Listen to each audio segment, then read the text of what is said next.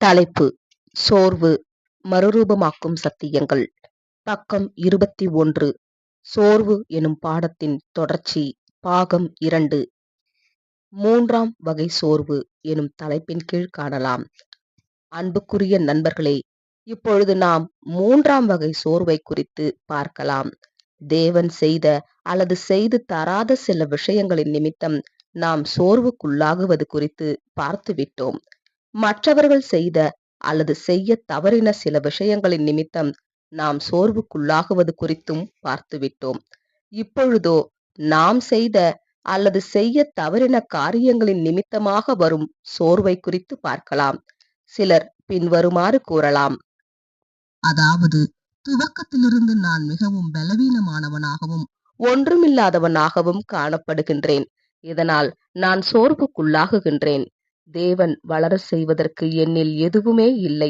நான் பெரிய அளவில் வளர்ச்சி எதையும் காண்பிக்கவும் இல்லை. இனிமேலும் இந்த பாதையில் நான் தொடர்ந்து செல்வதில் எந்த பிரயோஜனமும் இல்லை என்றே எனக்கு தோன்றுகிறது என்று கூறலாம். இதன் நிமித்தம் நீங்கள் சோர்வடைய தேவையில்லை என்று உங்களிடம் சொல்ல விரும்புகிறேன். தேவன் யார் என்பதை நாம் நினைவில் வைத்துக் கொள்ள வேண்டும்.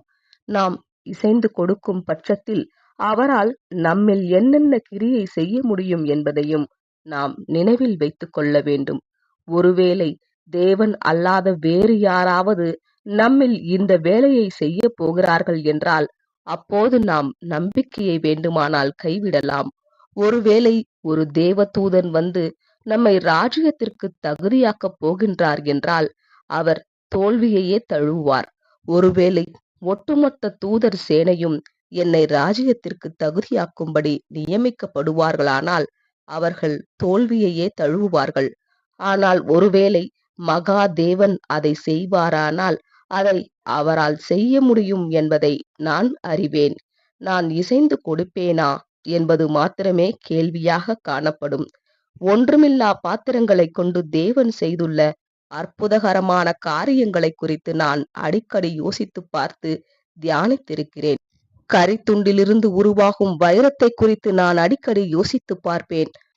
அடுப்பு குழாய்க்குள் காணப்படும் கருப்பு கரி போன்றதொரு பொருளிலிருந்தே வைரம் உருவாகியுள்ளது என்பதை சற்று சிந்தித்து பாருங்கள்.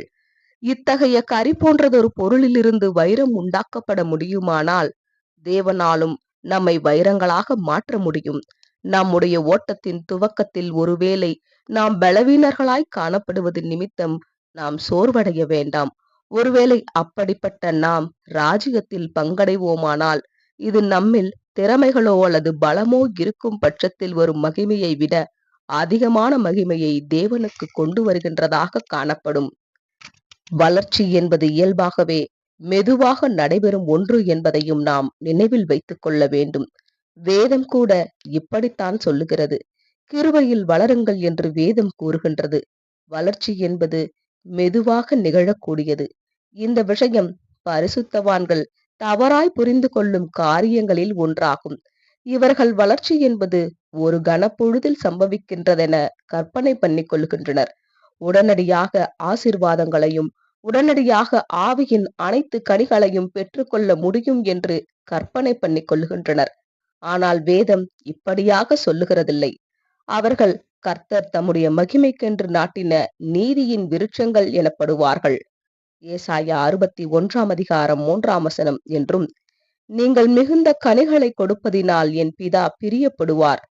யோவான் 15ஆம் அதிகாரம் 8ஆம் வசனம் என்றும் வேதம் கூறுகின்றது. நீங்கள் ஓர் ஆப்பிள் மரத்தை காண்கிறீர்கள் என்று வைத்துக் கொள்ளுங்கள். அதில் இலைகள் மாத்திரமே காணப்படுகின்றன. ஆனால் நீங்கள் அதை பார்த்து கொண்டிருக்கையில் திடீரென அது மேல் துவங்கி கீழ்வரையிலும் சிவப்பு ஆப்பிள் பழங்களினால் நிரம்பிவிட்டது. இப்படி நடக்க சாத்தியம் இருக்கின்றதா? இப்படித்தான் ஆவியின் கனிகளை உடனடியாக பெற்றுக்கொள்வதாக சில பரிசுத்தவான்கள் எண்ணி விடுகின்றனர். வேத வாக்கியங்களில் சொல்லப்பட்டிருப்பது போன்றுதான் நாம் வளர்ச்சியினை எதிர்பார்க்க முடியும். இப்படி இருக்க நீங்கள் அதிக ஜாக்கிரதையுள்ளவர்களாய் உங்கள் விசுவாசத்தோட தைரியத்தையும், தைரியத்தோட ஞானத்தையும், ஞானத்தோட இச்சையடக்கத்தையும், இச்சையடக்கத்தோட பொறுமையையும், பொறுமையோட தேவபக்தியையும், தேவபக்தியோட சகோதர சிநேகத்தையும், சகோதர சிநேகத்தோடே அன்பையும் கூட்டி வழங்குங்கள் என்று அப்போஸ்தலன் கூறியுள்ளது போன்றதாகும். 2 பேதுரு 1ஆம் அதிகாரம் 5 முதல் 7 வசனங்கள்.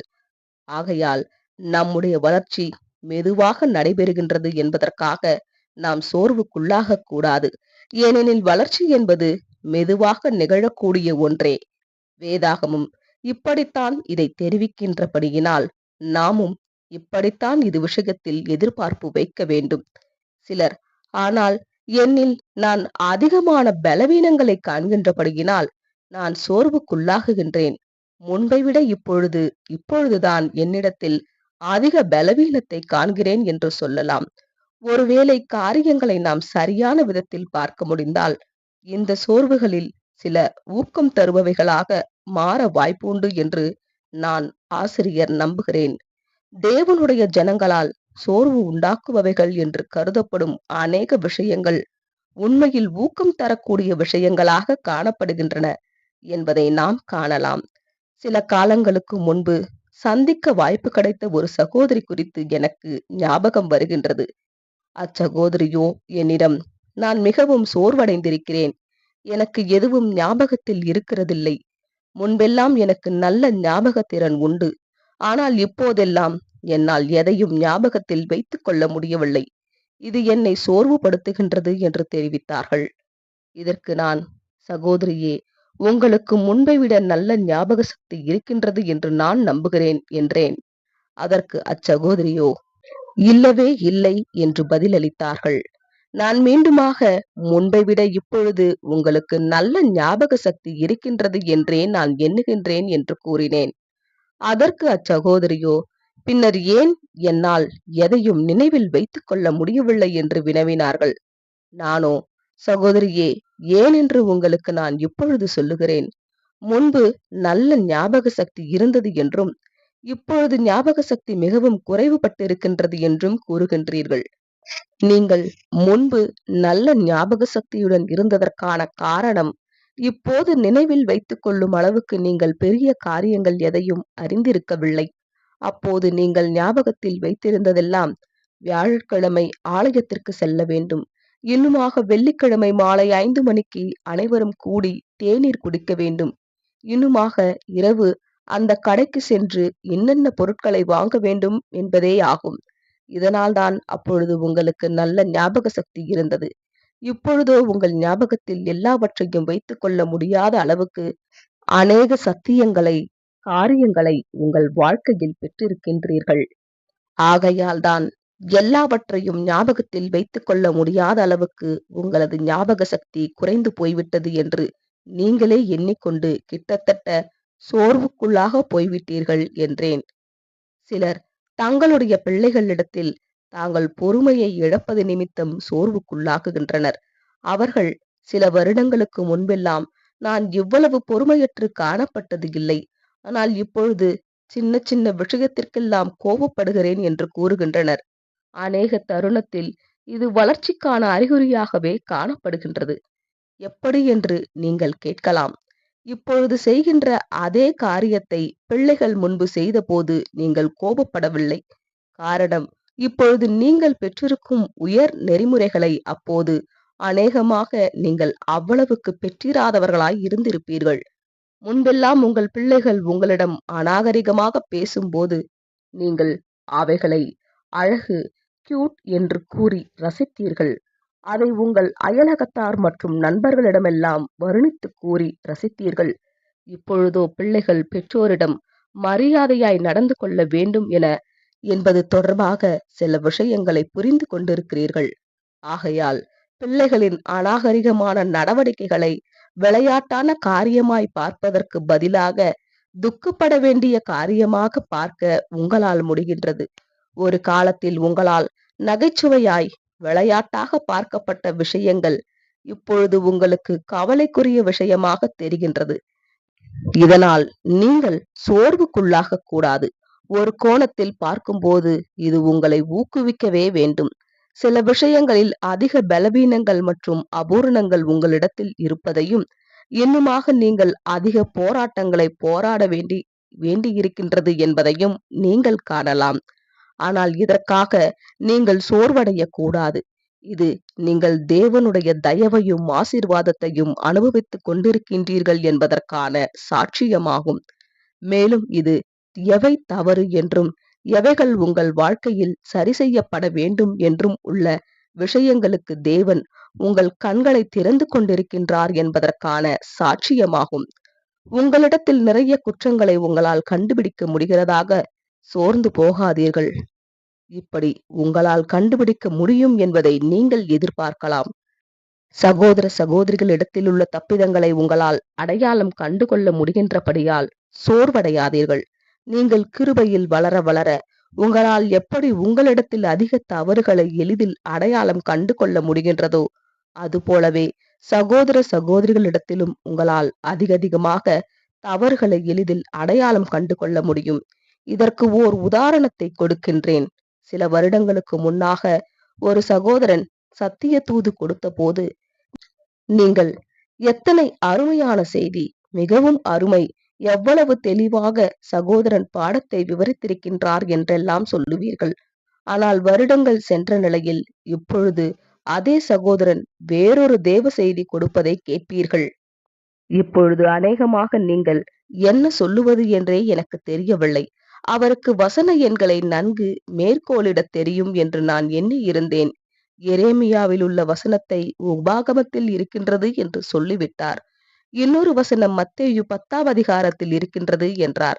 ஆனால் அவர் மேற்கோளிட்ட வசனம் 15ஆம் அதிகாரத்தில் இருக்கின்றது என்பீர்கள்.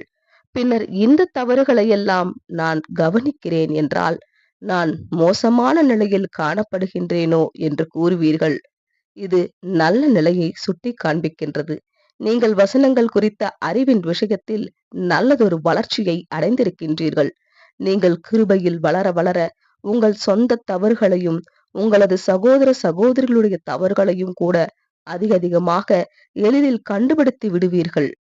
நம்முடைய சகோதர சகோதரிகளுடைய தவறுகளை நாம் அடையாளம் கண்டு கொள்ளுவோம். ஆனாலும் அவைகளை அன்பினால் மூடிப்போட நாட வேண்டும். அவர்களுடைய தவறுகளை மற்றவர்களோடு கலந்துரையாட வேண்டும் என்று நாம் யோசித்து கூட பார்க்க கூடாது. ஆகையால் மேலே சொல்லப்பட்டுள்ள விஷயங்களுக்காக நாம் சோர்வடைய வேண்டியதில்லை. ஒருவேளை நீங்கள் பின்வருமாறு, நான் எப்படியாக இருக்க வேண்டுமோ அப்படியாக இல்லை என்பது போல் எனக்கு தோன்றுகிறது. இத்தனை வருடங்களாக தேவன் என்னை வழிநடத்தி ஆசீர்வதித்து வந்திருந்தாலும் நான் இதைவிட நன்றாக இருந்திருக்க வேண்டும், வளர்ச்சி காண்பித்திருக்க வேண்டும் என்று நினைக்கிறேன் என்று எண்ணலாம். பிரச்சனை என்னவெனில், நீங்கள் எப்படி காணப்படுகின்றீர்கள் என்பது உங்களுக்கு தெரியாது என்பதே ஆகும்.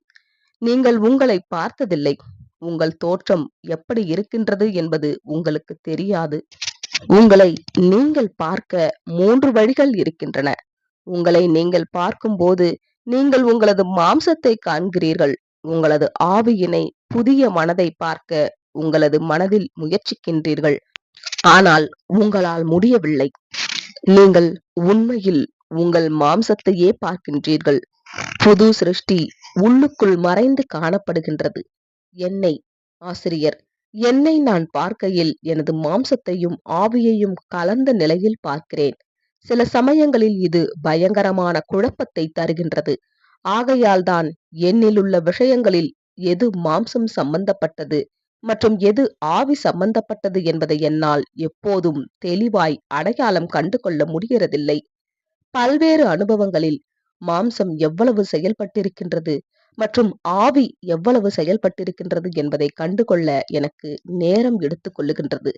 ஆனால் நீங்கள் உங்களில் மாம்சத்தை பார்ப்பது போன்றோ அல்லது நான் என்னில் மாம்சத்தையும் ஆவியையும் சேர்த்து பார்ப்பது போன்றோ தேவன் நம்மை பார்க்கிறதில்லை. அவர் ஆவியை, புதிய மனதை மட்டும் பார்க்கின்றார். மேலும் அது அவருக்கு நலமாய் தோன்றுகிறது. தேவனே தம்முடைய சித்தத்தை நம்மிடத்தில் நடப்பிக்கிறார். தேவன் என்னில் 23 வருடங்களாக தம்முடைய சித்தத்தை நடப்பித்துக் கொண்டிருக்கின்றார் என்பதை குறித்து நான் ஆசிரியர் யோசித்து பார்க்கையில், அவர் உங்களிடத்திலும் சிலவற்றை நடப்பித்து வளர்த்தியிருப்பார் என்று நம்புகிறேன். இதுதான் நான் உயிர்த்தெழுதலுக்காக வாஞ்சிப்பதற்குரிய மற்றுமொரு காரணமாகும். நான் உண்மையில் எப்படி காணப்படுகின்றேன் என்பதை பார்ப்பதற்கும், என்னில் தேவன் எதை நடப்பித்து வளர்த்தி இருக்கின்றார் என்பதை பார்ப்பதற்கும் வேண்டி நான் உயிர்த்தெழுதலுக்காக ஏங்குகிறேன். அது எவ்வளவு மகிமையானதாக காணப்படும். உங்களை குறித்து சிந்தித்து பார்க்கும்போது மாம்சத்தை குறித்து அதிகம் யோசித்துக் கொண்டிருக்காதீர்கள். மாம்சத்தோடு போர் புரியுங்கள். மாம்சத்தை எதிர்த்து போராடுங்கள். அதே சமயம் தேவன் ஆவியையே, புதிய மனதையே கருத்தில் எடுத்துக் கொள்ளுகின்றார் என்பதையும் நினைவில் வைத்துக் கொள்ளுங்கள். இந்த சிந்தை நம்மை ஊக்குவித்து தொடர்ந்து முன்னேறி செல்ல நமக்கு உதவுவதாக. ஒருவேளை நீங்கள் பின்வருமாறு இன்னொரு காரியம் என்னை சோர்வுக்குள்ளாக்குகின்றது. காலம் மிக குறைவாக இருக்கின்றபடியினால் என்னுடைய அழைப்பையும் தெரிந்து கொள்ளுதலையும் என்னால் உறுதிப்படுத்த முடியாது என்று எனக்கு தோன்றுகிறது என்று சொல்லலாம். இங்கும் கூட நீங்கள் தேவனால் எவைகளையெல்லாம் செய்ய முடியும் என்பதை மறந்து விட்டீர்கள். ஒருவேளை தேவைப்படும் பட்சத்தில் நான் பெற்றிருக்க வேண்டும் என்று தேவன் விரும்பும் குணங்களை அவரால் 2 அல்லது 3 நாட்களுக்குள்ளாக கூட என்னில் வளர்த்துவிட முடியும் என்ற நம்பிக்கை எனக்கு இருக்கிறது. அன்புக்குரிய நண்பர்களே, நாம் நம்முடைய ஜீவியங்களை தேவனுக்கு அர்ப்பணிப்போமே ஆனால், ஒருவேளை காலம் குறைவாக காணப்பட்டாலும் ஜெயம் கொள்ளுபவர்களாகுவதற்கு தேவையான வாய்ப்புகள் அனைத்தையும் நாம் பெற்றுக்கொள்ளத்தக்கதாக அவர் பார்த்து கொள்ளுவார் என்ற நம்பிக்கை எனக்கு இருக்கின்றது. காலம் குறைவாய் இருக்கின்றது என்று நீங்கள் சோர்வுக்குள்ளாக வேண்டாம் என்பதற்காக நான் சிலவற்றை உங்களுக்கு சுட்டிக்காட்டப் போகின்றேன். ஒருவேளை நீங்கள் உங்கள் அழைப்பையும் தெரிந்து கொள்ளுதலையும் உறுதிப்படுத்த தவறிவிட்டீர்கள் என்றால் என்ன சம்பவிக்கும்? தேவன் தம்முடைய ஆலயத்தில் பெரிய ஓட்டை ஒன்று காணப்படும்படிக்கு விட்டுவிட்டாரா? இல்லவே இல்லை. அவர் வேறொரு கல்லை அந்த இடத்தில் வைப்பார். அந்த கல்லும் உங்களை போன்றதொரு கல்லாகத்தான் காணப்படும். தேவன் கிறிஸ்துவின் சரீரத்தில் அங்கத்தினர்களை கூட்டி சேர்ப்பதற்கு ஏற்பாடு ஒன்று செய்திருக்கின்றார். ஒருவேளை நீங்கள் அபாத்திரராகி போய்விடுவீர்களானால் தகுதியான வேறொருவர் அவ்விடத்திற்கு அழைக்கப்படுவார். யூதாஸ் தள்ளப்பட்டார். பின்னர் தேவன் பவுலை தெரிந்து கொண்டார். இவர்கள் இருவரும் சில ஒற்றுமைகள் காணப்பட்டன.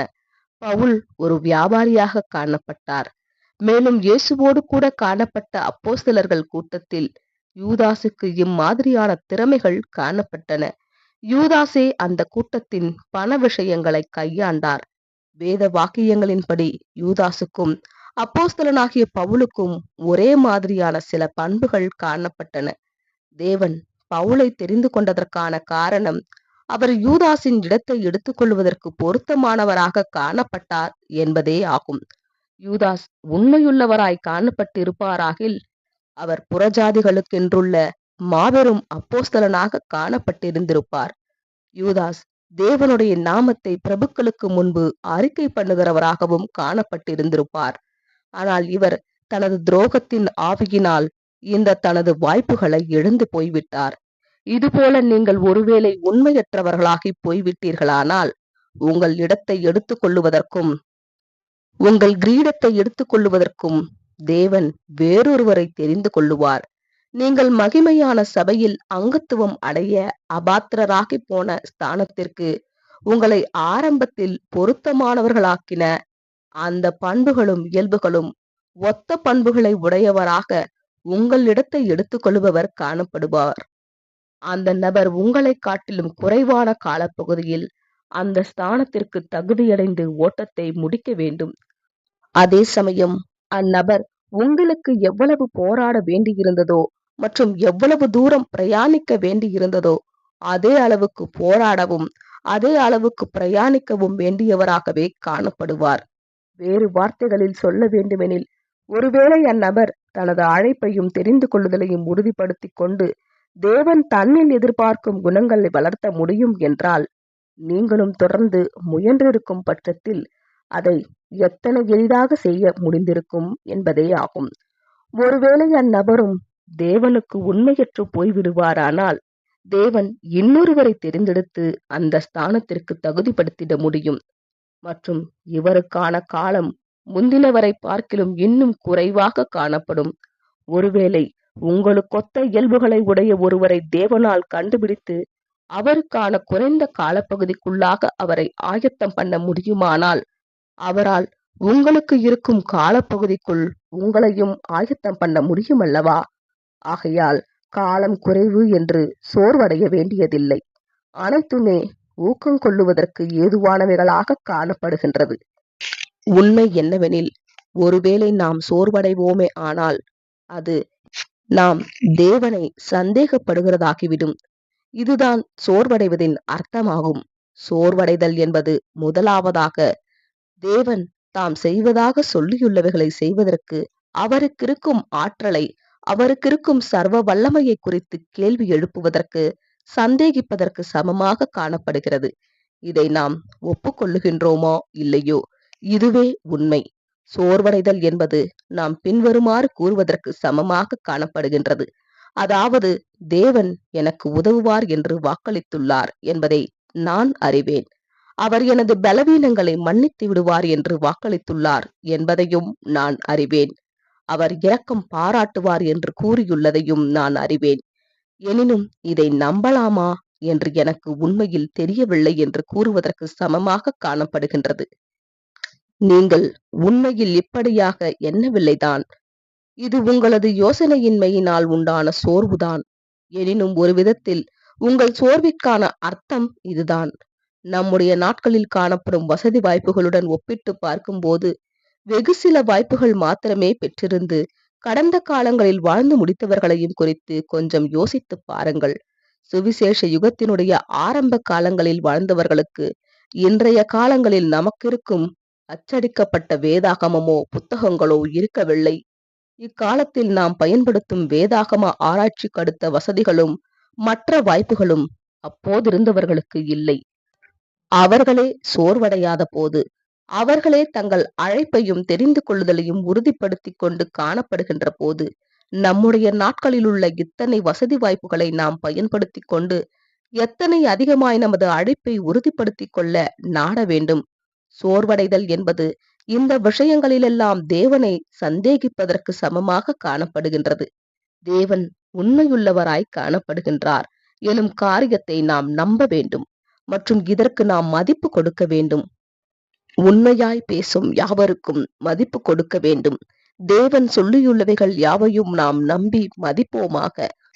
அவர் உண்மையைத்தான் சொல்லியிருக்கின்றாரானால் பின்னர் நாம் சோர்வடைய வேண்டியதில்லை. இரண்டாவதாக, நாம் சோர்வடைதல் என்பது கிறிஸ்துவின் ஆற்றலை அவமதிப்பதற்கு, சந்தேகிப்பதற்கு சமமாக காணப்படும். சோர்வடைதல் என்பது கிட்டத்தட்ட பின்வருமாறு நாம் கூறுவதற்கு சமமாக காணப்படும்.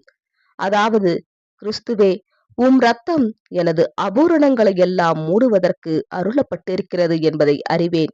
ஆனாலும் இரத்தம் போதுமானதாய் இருக்குமோ என்று எனக்கு சந்தேகமாய் இருக்கின்றது. இரத்தம் நான் நினைத்த அளவுக்கு முக்கியமானதாய் உண்மையில் காணப்படுமோ என்று எனக்கு சந்தேகமாய் இருக்கின்றது என்று கூறுவதற்கு சமமாய் காணப்படும். கிறிஸ்துவினுடைய இரத்தத்தின் வல்லமையை குறித்து நாம் சந்தேகிக்க விரும்ப மாட்டோம். ஆகையால் சோர்வடையாமல் இருப்போமாக. மூன்றாவதாக, நாம் சோர்வடைதல் என்பது கொஞ்சம் பெருமை இருப்பதை சுட்டிக்காட்டுகின்றதாய் இருக்கும். அது பின்வருமாறு கூறுவதற்கு சமமாக காணப்படும். அதாவது, நாம் பலவீனர்களாய் இருப்போம் என்றும் உள்ளுக்குள்ளும் வெளியிலும் போராட்டங்கள் இருக்கும் என்றும் தேவன் கூறியிருக்கிறார் என்பதை நான் அறிவேன். ஆனால் நான் மிகவும் பெரியவனாக காணப்படுகிறேன். ஆகையால் இந்த அனுபவங்கள் எல்லாம் எனக்கு தேவையில்லை. மற்றவர்களுக்கு வேண்டுமானால் இந்த அனுபவங்கள் தேவைப்படலாம். ஆனால் இவைகள் எனக்கு தேவை என்று தேவன் தரக்கூடாதே என்று எண்ணி சோர்வுக்குள்ளாகுவோம். இது பெருமையாகும். நாம் நம்மை குறித்து கொஞ்சம் மிகைப்படுத்தி பார்த்து விட்டோம். பெருமையானது நம்மை குறித்து நினைக்க வைத்தவைகள் போல் நாம் அவ்வளவு சிறந்தவர்கள் அல்ல என்பதை அனுபவங்கள் நமக்கு உணர்த்தி இருக்கும். நான்காவதாக, சோர்வடைதல் என்பது நம்முடைய சகோதர சகோதரிகளை மட்டம் தட்டும், அவமதிக்கும் காரியமாக காணப்படும்.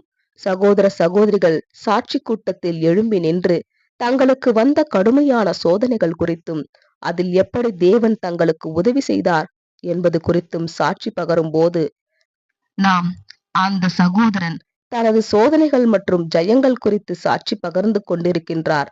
ஆனால் அவருக்கு இந்த அனுபவங்கள் வந்திருக்காது.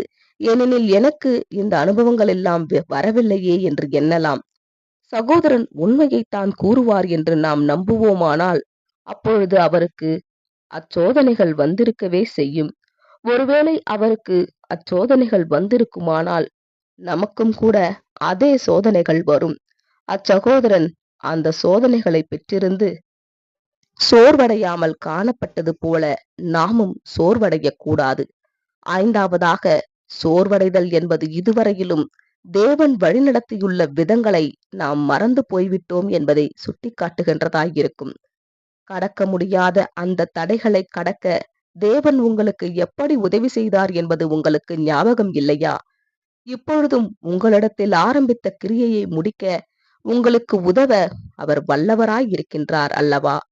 உங்களிடத்தில் நற்கிரியையை ஆரம்பித்தவர் அதை முடிவு பரியந்த முடிக்க விருப்பமும் வல்லமையும் உள்ளவராக இருக்கின்றார். இவைகளையெல்லாம் சிந்தித்து பார்க்கும்போது சோர்வுக்கு இடமே இராது.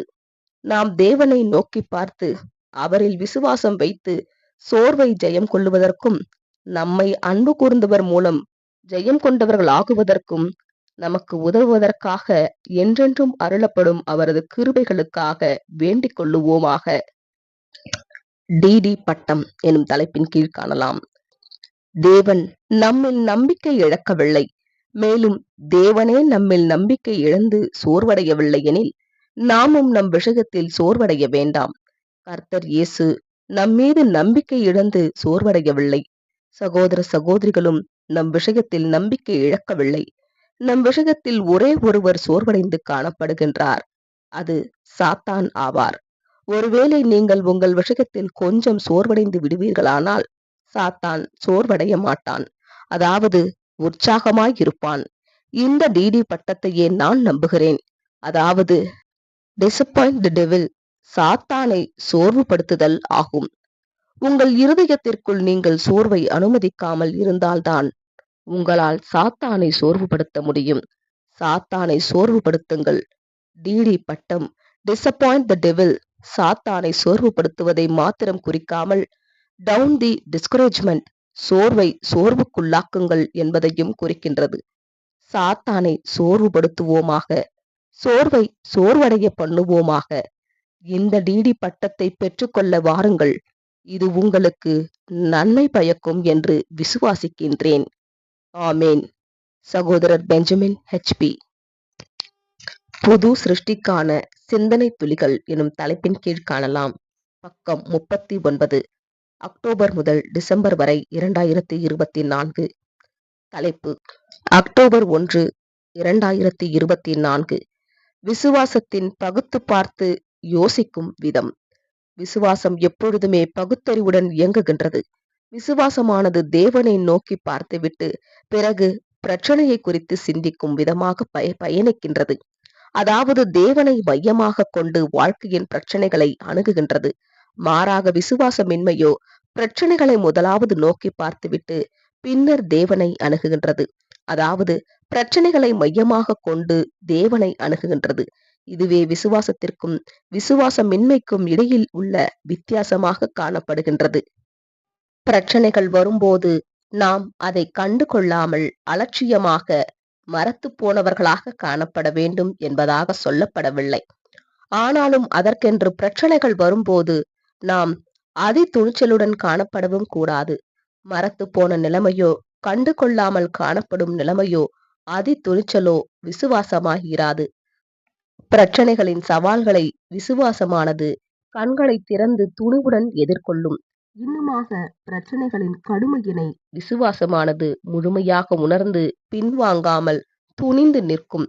விசுவாசமானது பிரச்சனைகளை குறித்து கண்டு கொள்ளாமல் இருப்பதில்லை, அலட்சியமாய் இருப்பதில்லை, அதி துணிச்சலுடனும் இருப்பதில்லை. மாறாக ஜீவனுள்ள தேவனை நம்முடைய நினைவுக்கு கொண்டு வருகின்றது. விசுவாசமானது அவரை நோக்கி பார்க்கின்றது. அவரை சார்ந்து நின்று அவரிடமிருந்து பலனை பெற்றுக் கொள்ளுகின்றது.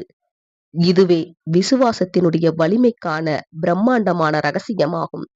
எந்த ஒரு சுவரும் சர்வ வல்லமையுள்ள தேவனுக்கு முன் உயரமானதல்ல என்றும், எந்த ஒரு நகரமும் அவருக்கு முன் பெரியதல்ல என்றும், எந்த ஓர் ராட்சதனும் அவருக்கு முன் வலிமையானவன் அல்ல என்றுமுள்ள இளைப்பாறுதலுக்காக மற்றும் ஆழமான நம்பிக்கைகளை உறுதிப்பாட்டினை விசுவாசமானது கொண்டிருக்கின்றது.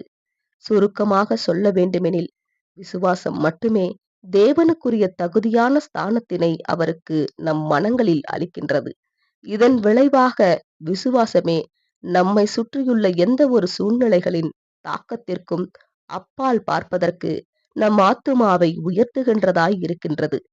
காலேப், நாம் உடனே போய் அதை சுதந்திரித்துக் கொள்ளுவோம், நாம் அதை எளிதாய் ஜெயித்துக் கொள்ளலாம் என்று கூறின போது, அவர் இந்த விலையேற பெற்ற விசுவாசத்திற்கு சிறந்த எடுத்துக்காட்டாக விளங்கினார்.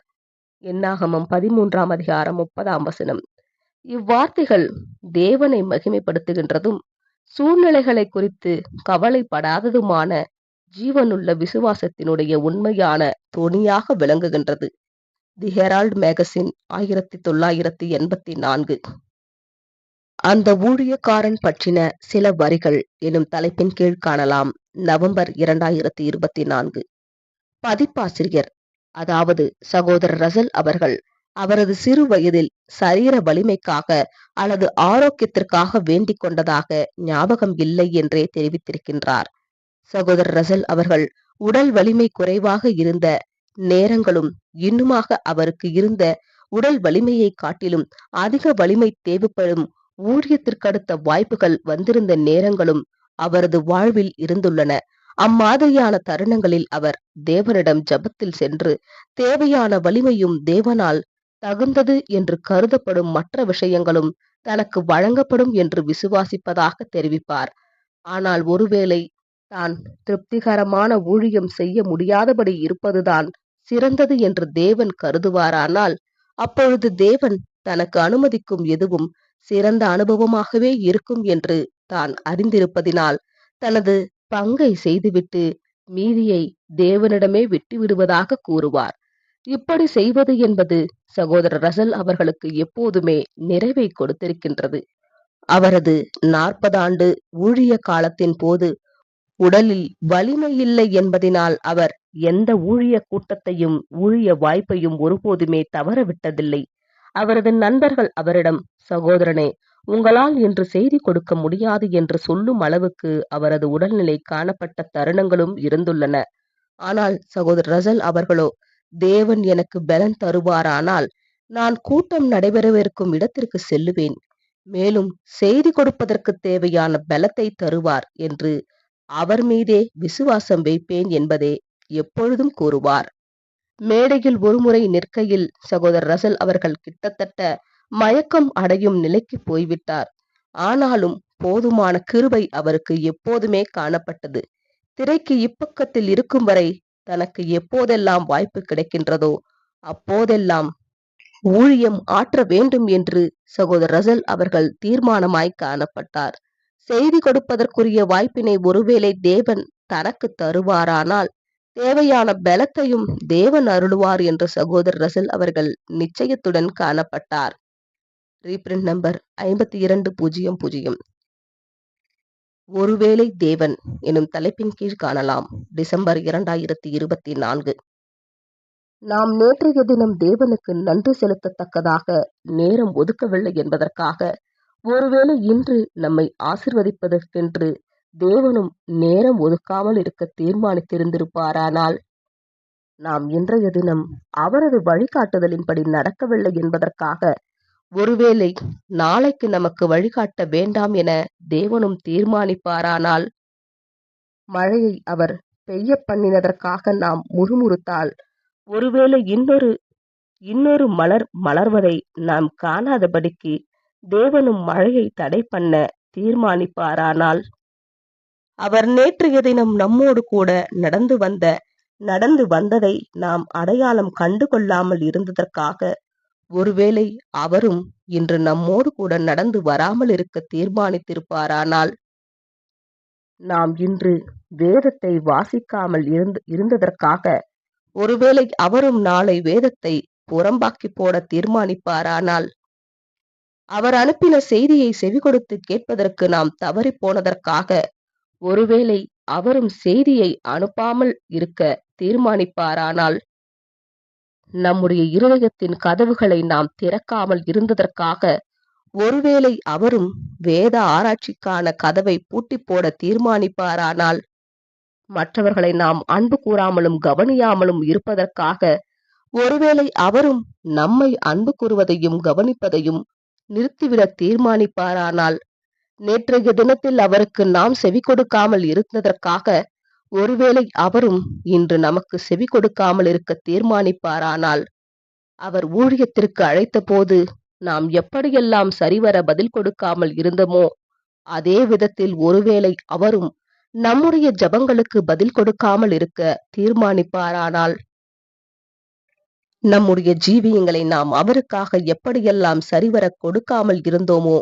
அதே விதத்தில் ஒருவேளை அவரும் நம் தேவைகளை சந்திக்கும் விஷயத்தில் சரிவர நடந்து கொள்ளாமல் இருக்க தீர்மானிப்பாரானால், எங்களுடைய பாவங்களுக்கு தக்கதாக எங்களுக்கு செய்யாமலும், எங்களுடைய அக்கிரமங்களுக்கு தக்கதாக எங்களுக்கு சரி கட்டாமலும் நீர் இருப்பதற்காக, ஓ கர்த்தாவே, நன்றியுள்ளவர்களாக நாங்கள் காணப்படும்படிக்கு எங்களுக்கு உதவி செய்வீராக.